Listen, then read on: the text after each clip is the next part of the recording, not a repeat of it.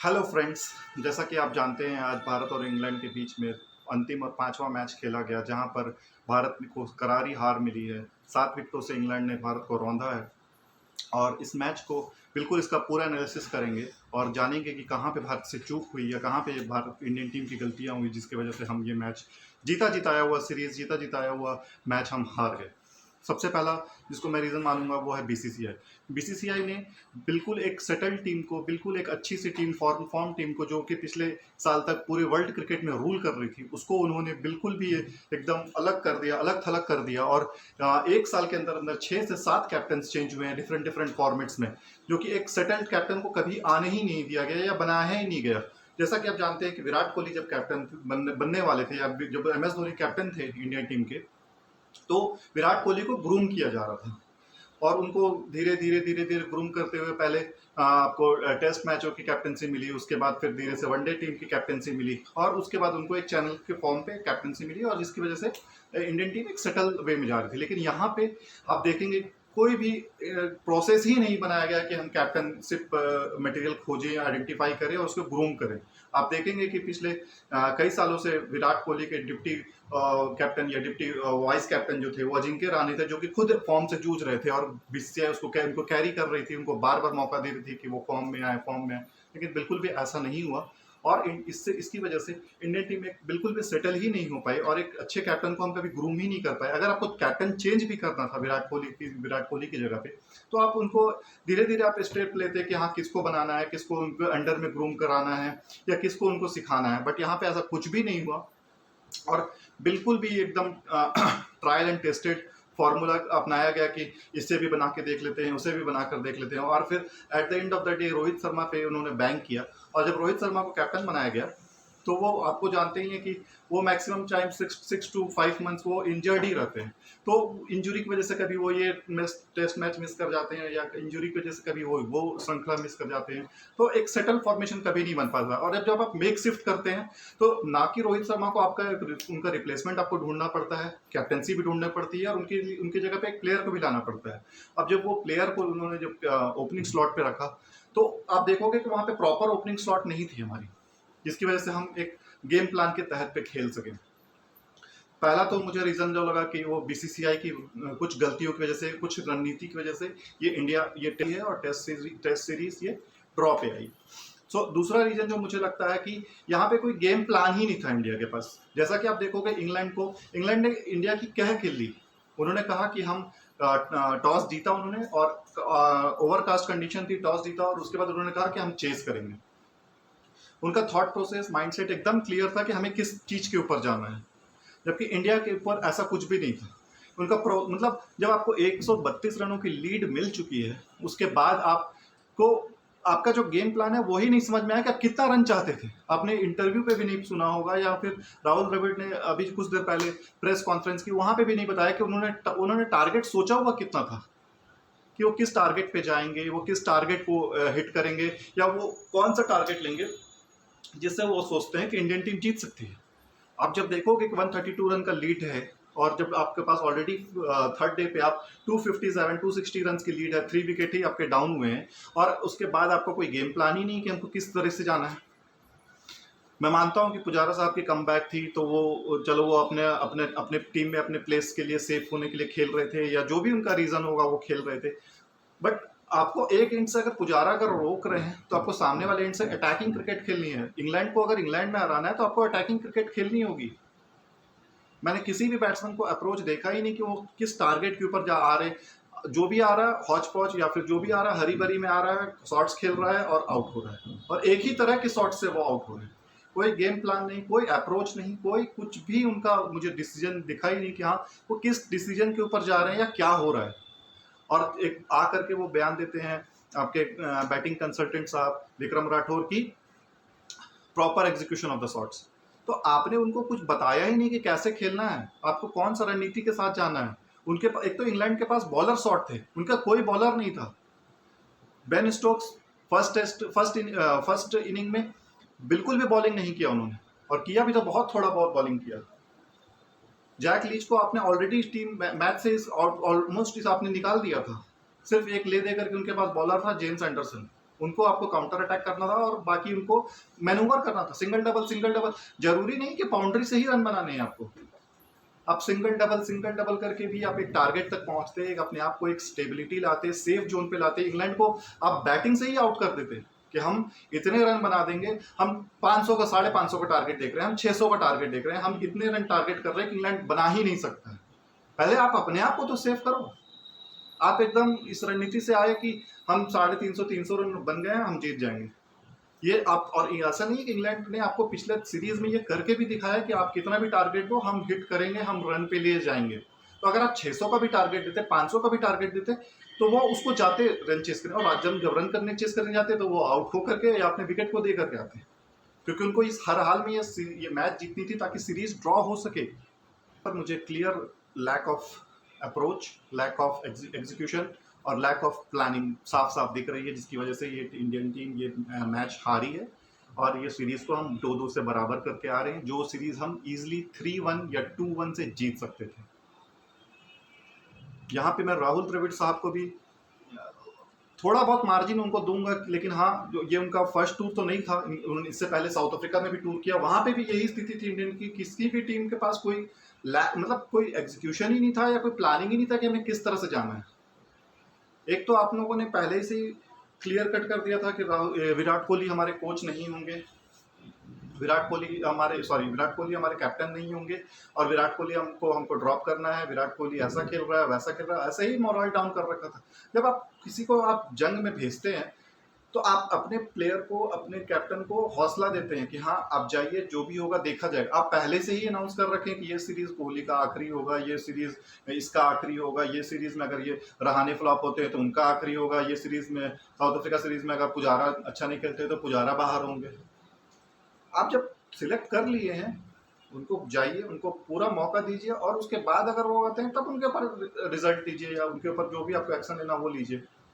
अब हम एक्सेस करेंगे या फिर कहाँ कमी थी क्या थी वो अब हम देखेंगे, ये करेंगे, ये आप पहले करते ना कि हमें किसको खिलाना है किसको नहीं खिलाना है। आप रोहित शर्मा की जगह पे आपको दूसरा आप ओपनर ही लेकर नहीं गए। जब वो इंजर्ड हो गए वहां जाकर के, तब आपको याद आया कि मयंक यादव को हम अपने साथ कैरी कर लेते हैं। तो ये बिल्कुल भी नेगेटिव अप्रोच। रविंद्र जडेजा एक वर्ल्ड क्लास बॉलर है, मुझे तो ये यही समझ में नहीं आया कि वो किस स्ट्रैटेजी के साथ वो लेग साइड में बॉलिंग कर रहे हैं राइट हैंडर बैट्समैन को, जबकि आप लेफ्ट हैंडर हो, आप राउंड द विकेट आप आ रहे हो। ये सब सारी टेक्निकल फॉल्ट्स थे जिसकी वजह से हम हारे। इंडिया को पता ही नहीं था कि उनको कितने रनों पे जाना है या कितना टारगेट देना है।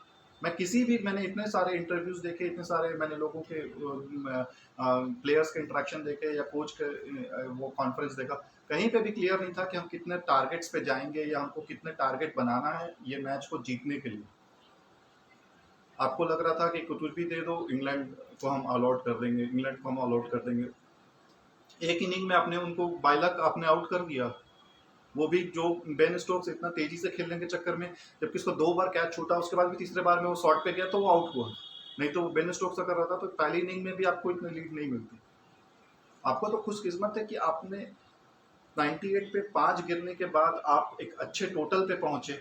आप अच्छे टोटल पे पहुंचने के बाद आपको लीड भी मिल गई। लीड मिलने के बाद आप ऑलमोस्ट उसको कंसोलिडेट किया आपने और लीड को बढ़ाया, लीड को और आगे पुश किया, 256 260 तक आप गए। उसके बाद आप एक के बाद एक विकेट गिराते चले गए। कोई भी यहाँ पे किसी भी प्लेयर को मैं ब्लेम नहीं कर रहा कि हाँ उनकी वो कैच छूट गया या ये हो गया वो हो गया। कैच नहीं भी छूटता तो बेन स्टोक्स आकर के नीचे रन बना कर जाता। कैच अगर वो ले भी लेते तो कोई ना कोई नीचे आकर के, क्योंकि आप खुद देखो जो इंग्लैंड की सबसे वीकेस्ट टेस्ट में ओपनिंग पेयर थी वो कुछ भी नहीं कर रही थी। इवन न्यूजीलैंड वाले श्रृंखला में भी उन्होंने कुछ भी नहीं किया था। वो आकर के 100 रन का पार्टनरशिप करके गई, और जब 100 रन की आपको पार्टनरशिप मिल जाती है तो फिर कुछ भी आपके पास नहीं रहता। आपके बाद फिर एक अच्छा प्लेटफॉर्म मिल जाता है। प्लेटफॉर्म मिलने के बाद फिर नीचे वाले प्लेयर्स को, और मैं पहली बार देख रहा था कि भारतीय टीम विकेट को ना लेकर के रन बचाने के लिए जा रही है। ये बिल्कुल डिफेंसिव माइंडसेट है। राहुल द्रविड़ जिस तरह से क्रिकेट खेलते थे डिफेंसिव, उन्होंने वैसा ही कुछ, अगर यहाँ पे मैं लिख के देता हूँ, यहाँ पे रवि शास्त्री कोच होते तो यहाँ पे इससे बेटर रिजल्ट आपके सामने होता है। भले ये मैच इंडिया हार जाती, लेकिन इस तरीके से नहीं हारती, या इस तरीके से नहीं होता कि हाँ हम बिल्कुल एकदम उनको प्लेट में सजा करके उनको मैच दे रहे हैं कि ये लीजिए आप, ये आपकी धरती है, ये आपकी जीत हुई है। आपको यहाँ पे कुछ सीखना पड़ेगा। ये कोई नहीं, क्रिकेट हार जीत का खेल है, या क्रिकेट एक यहाँ से क्रिकेट खत्म नहीं हो जाती है। एक मैच आप हारे हैं, लेकिन यहाँ से आपको सीखने की बहुत ज़रूरत है।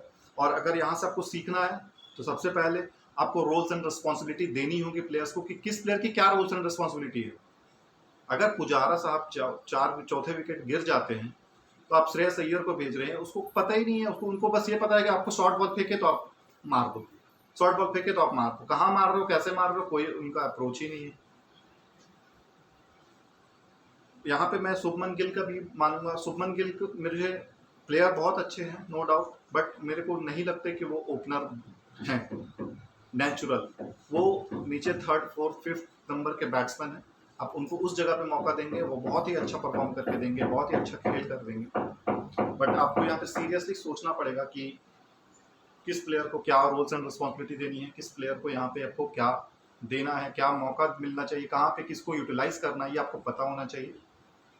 इसी के साथ मैं यही बोलना चाहूँगा, ऑल द बेस्ट, और इंग्लैंड टीम को बधाई कि उन्होंने बहुत ही अच्छा क्रिकेट खेला और सभी को दिखाया कि एक न्यू ब्रांड ऑफ क्रिकेट खेली जा सकती है और उससे मैच जीता जा सकता है।